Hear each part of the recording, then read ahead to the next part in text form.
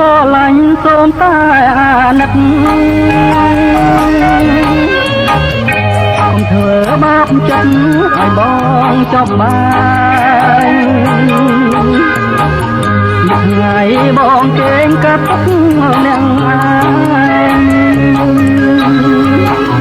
ពីវងវែងលើកហើយពុកណែកបើមិនស្រឡាញ់កុំចងចិនស្នា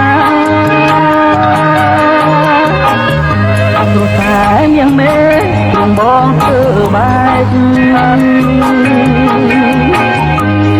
លងផ្នែកតាមរំដួលលងវែងឲ្យរៀងទឹកផ្នែកព្រោះផ្នែករូបស្រីតើមានមុនអ្វីស្រីចងបងបានតាំងពីគ្រាប្រានបងតែងក៏មិនដាដេញអង្គុយក៏ឃើញតែខ្លាយខាងនៅថ្មីថ្មីក៏ដីរកបង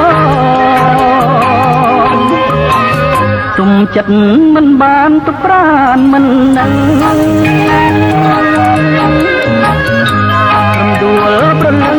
នៅឯស្នេហ៍ស្នងមកលេងចោលចោះរឿងដែលប៉ុណ្ណោះ